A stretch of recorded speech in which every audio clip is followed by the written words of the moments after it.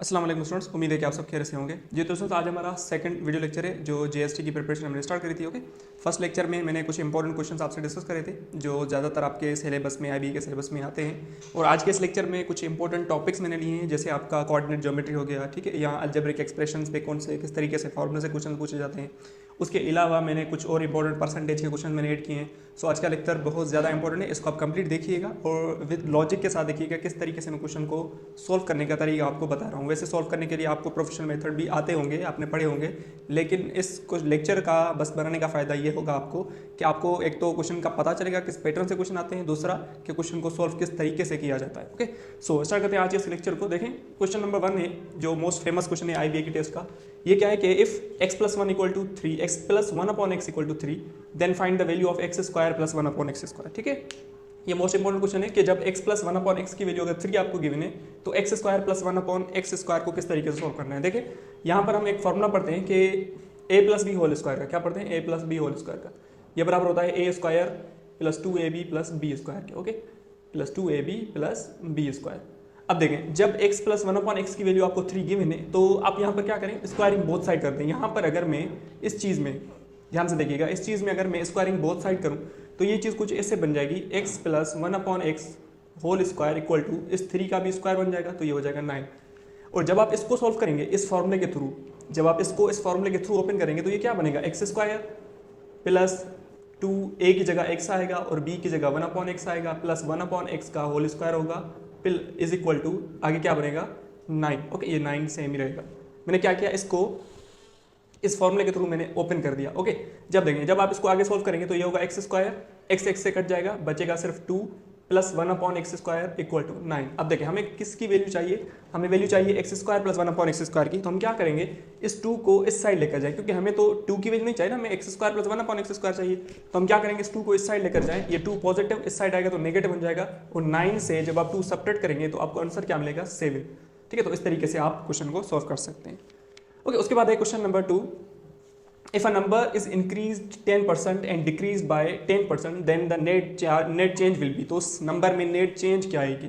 ठीक है, ये क्वेश्चन मैंने आपको पहले लेक्चर में भी आपको समझाया था। इसकी शॉर्ट ट्रिक ये होती है कि जब भी इस पैटर्न से क्वेश्चन पूछा जाता है ना, आपको ये नहीं कहना कि इसमें 0% चेंज होगी या नो चेंज होगी, ऐसा नहीं है, इसमें चेंज आएगी। मैंने आपको फर्स्ट लेक्चर में इसका तरीका बताया था। हम लेट करते हैं कि नंबर लेट सपोज 100 है, नंबर लेट सपोज क्या है? 100 इसलिए लेते हैं ताकि इसको हम 10% इजीली फाइंड आउट कर सकें, इसलिए हम डायरेक्टली नंबर 100 लेते हैं। लेकिन इसकी शॉर्ट ट्रिक होती है कि जब भी आपसे if a number is increase 10% and decrease 10%, मतलब x%, यहाँ पर भी x% दोनों सेम हो, तो फिर आप क्या करेंगे? -x² / 100 करेंगे। ओके, ये फॉर्मूला होता है -x² / 100। माइनस किस चीज़ को शो कर रहा है? डिक्रीज को, क्योंकि हमेशा जब भी x% इंक्रीज x% डिक्रीज होता है ना, हमेशा केस होता है डिक्रीज का। तो ये भी आपको एक क्यों मिल जाएगा क्वेश्चन, आप ऑप्शन वो टिक करेंगे जो डिक्रीज का होगा। लेकिन इसका फॉर्मूला क्या है? -x² / 100। अगर यहाँ पर x की वैल्यू 10 है तो यहाँ पर 10 की वैल्यू रखें तो ये होगा -10² / 100। ठीक है, अब देखें 10² क्या होगा? 10² मीन्स 100 और 100 डिवाइड बाई 100 इट मीन्स 1, तो ये होगा -1%। और -1% का मकसद ये है कि 1% 1% डिक्रीज होगा। तो इस तरीके से आपका बी ऑप्शन जो है ये करेक्ट हो जाएगा। ओके, ये फॉर्मूला आपको याद होना चाहिए, -x² / 100। ये यूज कब होगा ये भी चीज़ आपको पता होनी चाहिए। अगर 10% इंक्रीज 10% डिक्रीज, 20% इंक्रीज 20% डिक्रीज, इस तरीके से ये डिक्रीज और इंक्रीज परसेंट अगर दोनों सेम है तो ये फॉर्मूला आप यूज करेंगे -x² / 100 का। ओके, ये इसकी शॉर्ट ट्रिक होती है। उसके बाद है द वैल्यू ऑफ -1/3 प्लस -1/3। इसको आप सिंप्लीफाई करें तो इसकी रिजल्ट क्या बनेगी?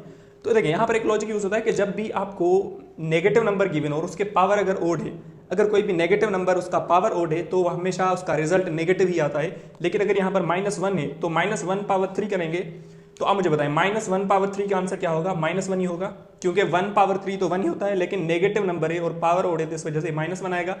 प्लस -1/7, अगेन ये -1 है, नेगेटिव नंबर है लेकिन उसका पावर ओड है, तो अगेन इसका आंसर -1 आएगा, तो ऊपर -1। अब डिवाइड में देखें -1/4। अब -1/4 है क्योंकि नेगेटिव नंबर के ऊपर पावर इवन है। अगर नेगेटिव नंबर के ऊपर पावर इवन होगा तो ये पॉजिटिव बन जाता है, तो इट मीन्स ये बनेगा 1। और प्लस उसके बाद देखिए -1/8। अब -1 अगेन नेगेटिव नंबर लेकिन उसके पावर इवन है तो ये अगेन 1 ही बनेगा, तो ऊपर बन जाएगा -2, नीचे बनेगा 2। जब आप कैंसिल करेंगे तो इसका आंसर होगा -1। ठीक है, तो इस तरीके से आप क्वेश्चन को सॉल्व करेंगे। ओके, ये चीज़ इंपॉर्टेंट है, जब भी किसी भी नेगेटिव नंबर के ऊपर पावर ओड हो तो रिजल्ट हमेशा नेगेटिव आता है, लेकिन अगर नेगेटिव नंबर के ऊपर पावर इवन हो तो हमेशा रिजल्ट क्या आता है?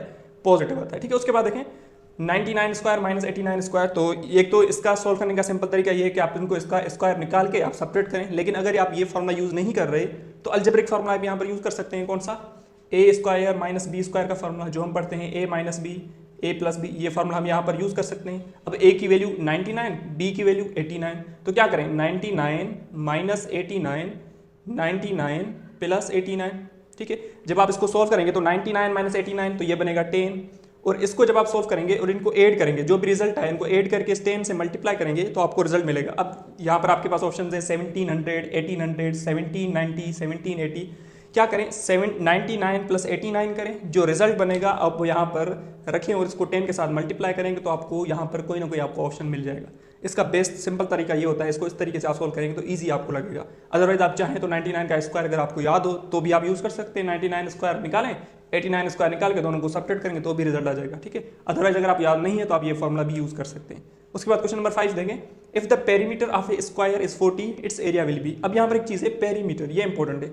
पेरीमीटर हमेशा याद करिएगा, पेरीमीटर हमेशा उस शेप का निकलता है जो पॉलीगॉन होती है। जो शेप क्या होती है? पॉलीगॉन। अब पॉलीगॉन क्या है? पॉलीगॉन एक ऐसा शेप होता है जो स्ट्रेट लाइन से बना होता है, जैसे सर्किल, जैसे स्क्वायर हो गया, रेक्टेंगल हो गया, ठीक है, क्वाड्रिलेटरल हो गया या ट्राइंगल हो गया, ये शेप आपके पॉलीगॉन कहलाते हैं। पॉलीगॉन ऐसा शेप जो स्ट्रेट लाइन से बना हुआ होता है। अगर सर्किल की बात करें, क्या सर्किल पॉलीगॉन होगा? तो सर्किल पॉलीगॉन नहीं होता। तो हमेशा पेरीमीटर उस शेप का निकलता है जो शेप पॉलीगॉन होती है।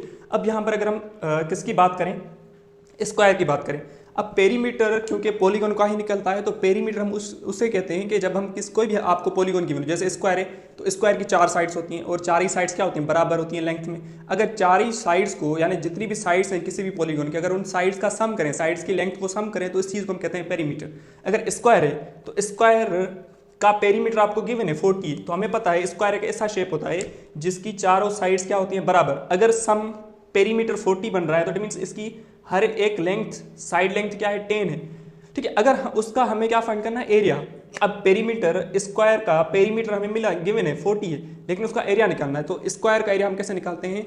साइड की लेंथ का स्क्वायर, साइड की लेंथ का। अब साइड की लेंथ है 10 का स्क्वायर करेंगे तो इसका एरिया बनेगा 100। ठीक है, तो यहाँ पर दो चीज़ें, इस क्वेश्चन में आपने दो चीज़ें सीखी। पेरीमीटर चीज़ क्या होती है? पेरीमीटर किसका निकलता है? सर्किल का पेरीमीटर नहीं निकलता, सर्किल का सरकमफ्रेंस होता है। सर्किल का पेरीमीटर सरकमफ्रेंस ऐसे वर्क करता है, लेकिन पेरीमीटर हमेशा पॉलीगॉन शेप का निकलता है। स्क्वायर हो, रेक्टेंगल हो, ठीक है, या क्वाड्रिलेटरल हो, पैरेललोग्राम हो, ट्राइंगल हो, इनका पॉलीगॉन यानी पेरीमीटर निकलता है। ओके, ये पॉलीगॉन कहलाते हैं। लेकिन circle is not a polygon, circle polygon नहीं होता, इस वजह से सर्किल का सरकमफ्रेंस निकलता है। आगे हम डिस्कस करेंगे। ओके, उसके बाद देखें, if a minus B equal to 10 and a plus B equal to 10 then find the value of A B. अब यहाँ पर अलजेब्रिक एक फॉर्मूला हम पढ़ते हैं, कौन सा? आपको शायद याद हो, 9th क्लास में पढ़ते हैं, a plus B whole square minus a minus B whole square equal to 4ab, ये फॉर्मूला हम पढ़ते हैं। ओके, अब यहाँ पर a प्लस बी, यहाँ पर एक और फॉर्मूला भी होता है, वो भी मैं आपको यहीं पर ही बताता हूँ। देखें, a plus B whole square, अगर बीच में माइनस है तो ये रिजल्ट आता है 4ab। अगर यहाँ पर बीच में प्लस हो, यहाँ पर अगर क्या हो? प्लस हो, तो फिर इसका रिजल्ट निकलता है 2a square plus B square. ये आपको फॉर्मूला याद होना चाहिए। अगर a plus B whole square बीच में प्लस है और a minus B whole square है तो उसका रिजल्ट बनेगा 2a square plus B square. अगर बीच में माइनस है तो इसका रिजल्ट बनेगा 4ab। अब वैल्यू पुट करें, देखिए a प्लस बी की वैल्यू क्या है?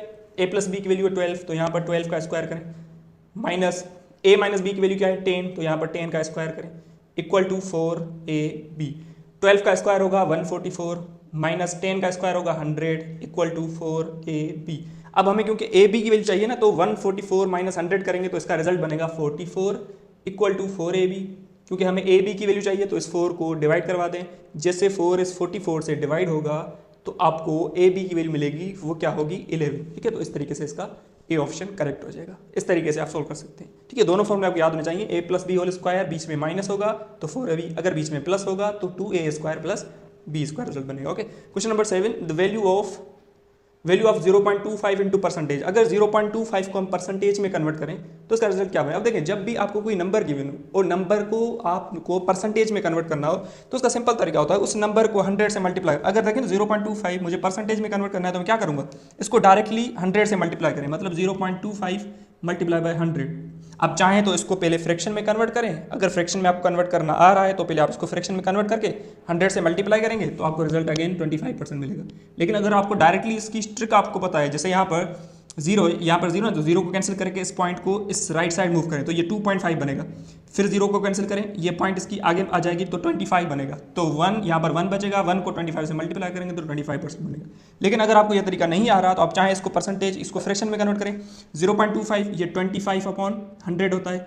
अब परसेंटेज में कन्वर्ट कर रहा है तो 100 से मल्टीप्लाई करवा दे तो 100 से कैंसिल होकर अगेन 25% ही बनेगा।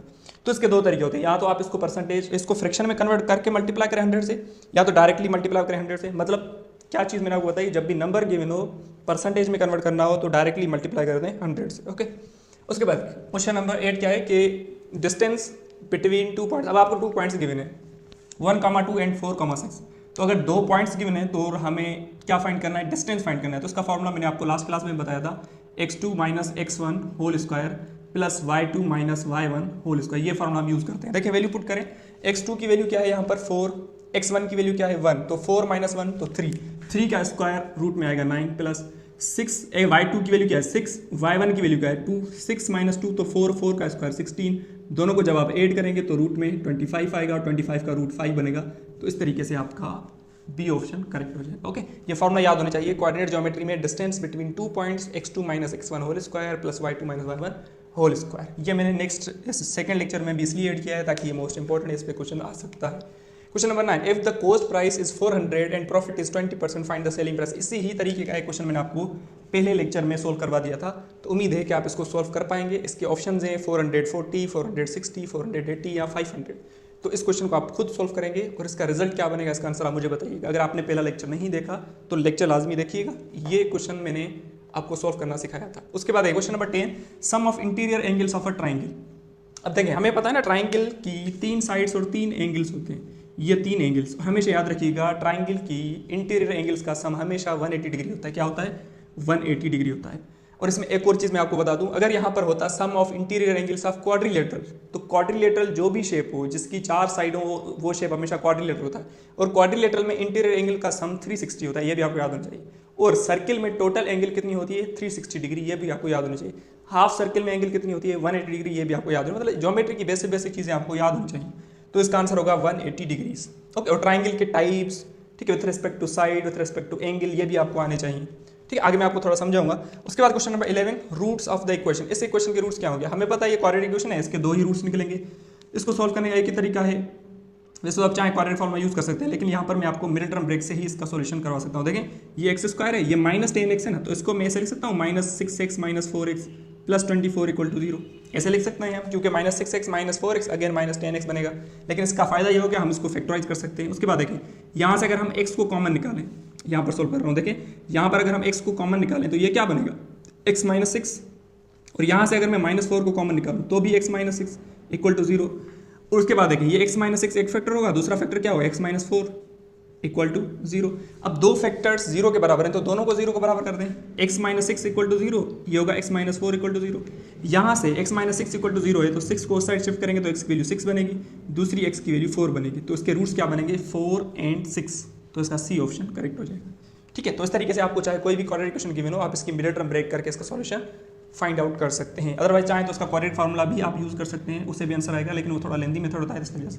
Question number 12, if diameter of a circle is 12 centimetre then circumference will be. अब देखें सर्किल को थोड़ा हम डिस्कस कर लेते हैं। सर्किल की कुछ इंपॉर्टेंट पॉइंट्स मैं आपको बताता हूँ। देखें सर्किल की ये जो मिड पॉइंट होती है इसको हम कहते हैं सेंटर। सेंटर से किसी भी पॉइंट तक का डिस्टेंस ये कहलाता है रेडियस। अब चाहें तो ये भी रेडियस होगा, ये भी रेडियस है, ये भी रेडियस, ये सारे रेडियस होते हैं। और 2 रेडियस, जब इस रेडियस को इस रेडियस के कंबाइन करूंगा, मतलब 2 रेडियस को अगर हमें एक साथ लेंथ मैंने फाइंड करी तो वो बन जाता है डायामीटर। मतलब डायामीटर इज इक्वल टू 2 यानी double of radius 2r। Diameter is equal to 2r, radius को डबल करेंगे डायामीटर मिलेगा। अब देखें डायामीटर अगर 12 सेंटीमीटर है तो आप मुझे बता सकते हैं इसका रेडियस क्या होगा, तो आप बिल्कुल बता सकते हैं रेडियस 2 सेंटीमीटर नहीं 6 सेंटीमीटर होगा, इसका हाफ होगा। ठीक है, क्योंकि अगर डायामीटर 6 है तो रेडियस एक्जैक्टली 6 सेंटीमीटर होगा। डायामीटर 12 है, ये टोटल 12 है तो ये 6 बनेगा ना, जाहिर सी बात है ना। ओके, तो रेडियस 6 सेंटीमीटर। अगर रेडियस आपको गिवन है तो सर्कमफ्रेंस हम फाइंड कर सकते हैं। सर्कमफ्रेंस मींस ये लेंथ, सर्किल की ये लेंथ कितनी होगी, इस चीज़ को हम कहते हैं सर्कमफ्रेंस। और सर्कमफ्रेंस का फॉर्मूला होता है 2πr। ठीक है, ये होता है। अब देखें जब हम इसको सोल्व करेंगे तो यहाँ पर देखें पाई को छोड़ दें, रेडियस की वैल्यू आपको क्या गिवन है 6, तो जैसे यहाँ पर 6 आएगा तो 6 × 2 = 12, तो इसका आंसर होगा 12π। ठीक है, यहाँ पर मैंने ऑप्शंस नंबर्स दिए हैं, यहाँ पर इसका डायरेक्टली आंसर क्या होगा, 12 पाई होगा। ओके, तो इस तरीके से यहाँ पर आप पाई को ऐड कर दें ताकि इसमें ऑप्शंस पाई में ही आएंगे। ओके, सो यहाँ पर मैंने क्या किया, रेडियस को यहाँ पर पुट कर दिया। ठीक है, तो रेडियस 6 होगा, 6 2 ज़ा 12, तो आंसर होगा 12 पाई।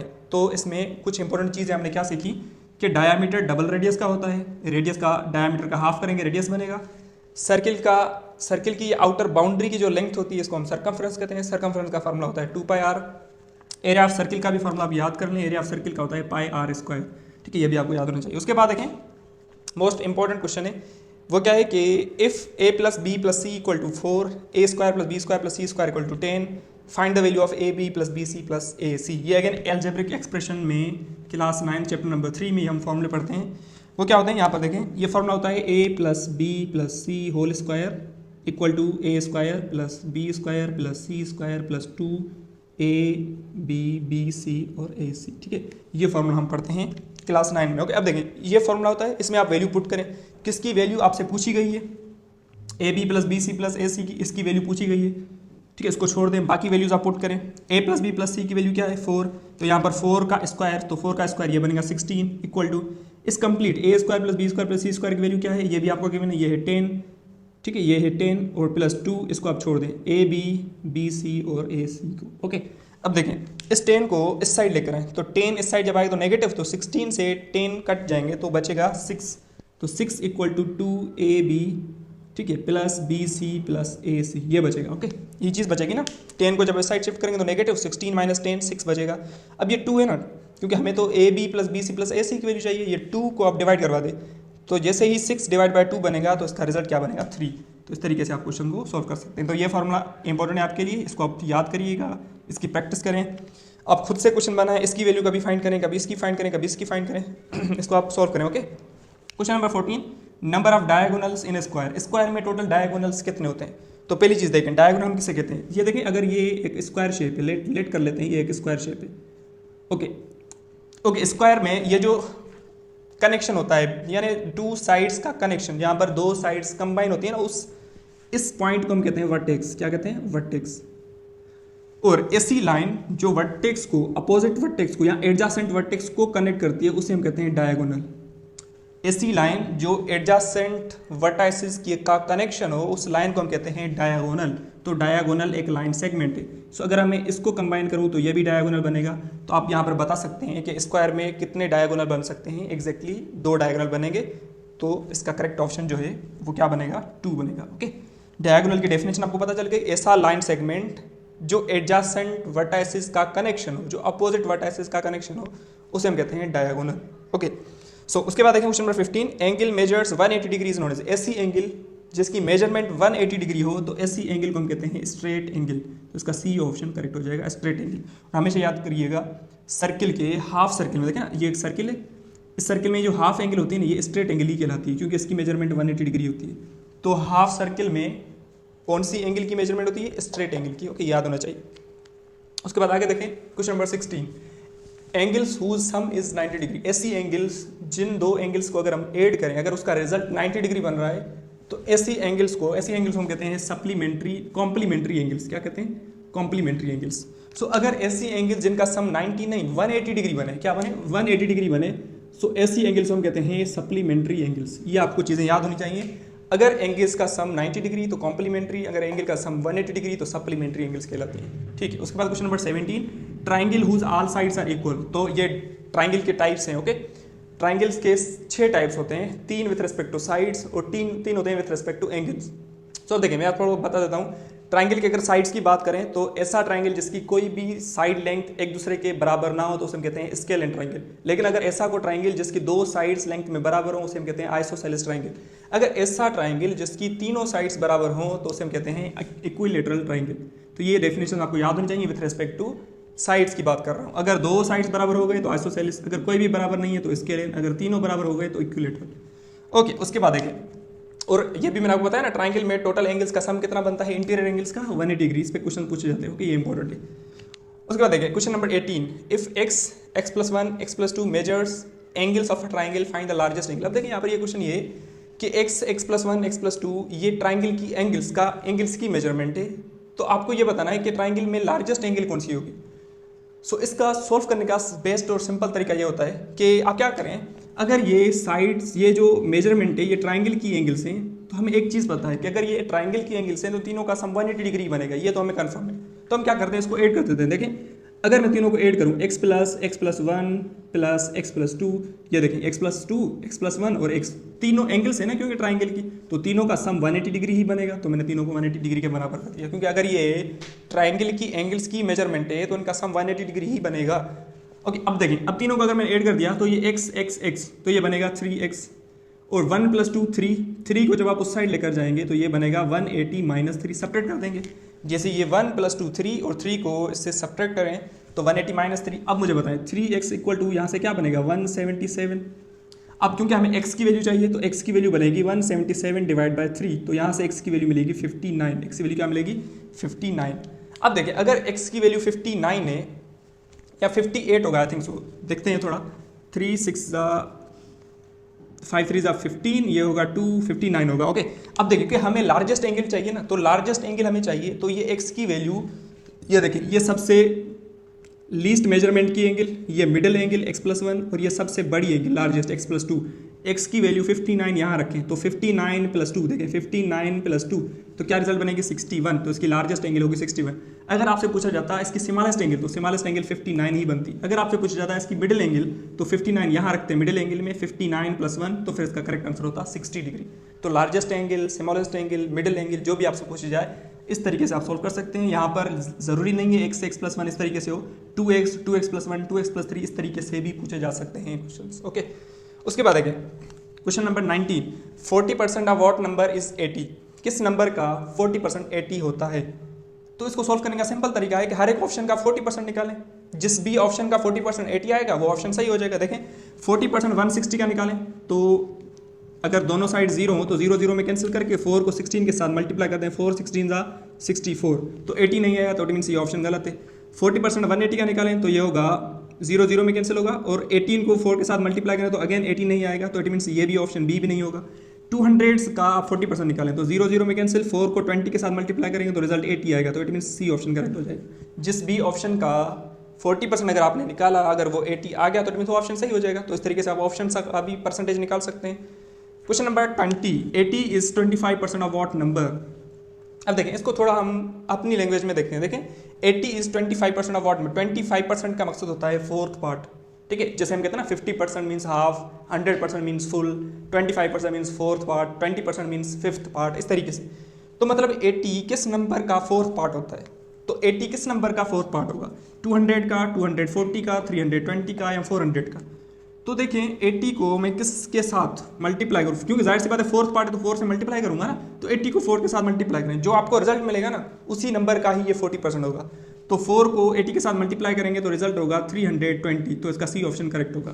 क्योंकि अगर मैंने 80 को 4 के साथ मल्टीप्लाई किया और रिजल्ट अगर 320 आ गया तो इट मीन्स इस नंबर का 25% 80 बनेगा, तो इस तरीके से इसका ऑप्शन ये 320 करेक्ट होगा। ओके, उसके बाद एक प्रोबेबिलिटी के क्वेश्चन हैं। क्वेश्चन नंबर 21, प्रोबेबिलिटी मैंने लास्ट लेक्चर में भी आपसे डिस्कस करी थी, लेकिन उसमें मैंने जस्ट डाइस के ही क्वेश्चन इंक्लूड किए थे। तो आज के इस लेक्चर में मैंने कुछ कार्ड्स के क्वेश्चन इंक्लूड किए हैं, कॉइन्स के। Question number 21, a card is drawn from 52 cards, probability of getting a king.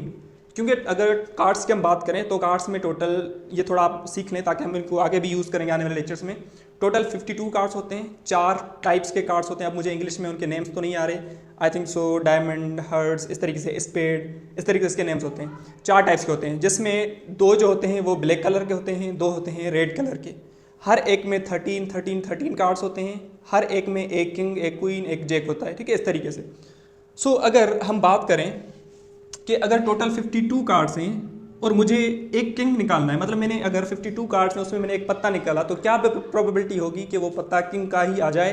इसके चांसेस क्या होंगे? तो हम क्या करेंगे, हम ये चेक करेंगे कि 52 कार्ड्स में टोटल किंग हैं कितने। तो 52 कार्ड्स में मैंने आपको अभी बताया टोटल 4 किंग ही होंगे, क्योंकि 4 टाइप्स के वहाँ पर कार्ड्स होते हैं, हर एक में एक एक किंग होता है, तो टोटल 4 किंग हो गए। तो फेवरेबल आउटकम क्या हुए? 4। और टोटल कार्ड्स हैं कितने? 52, और 4/52 मीन्स 1/13, तो इसका करेक्ट ऑप्शन 1/3 होगा।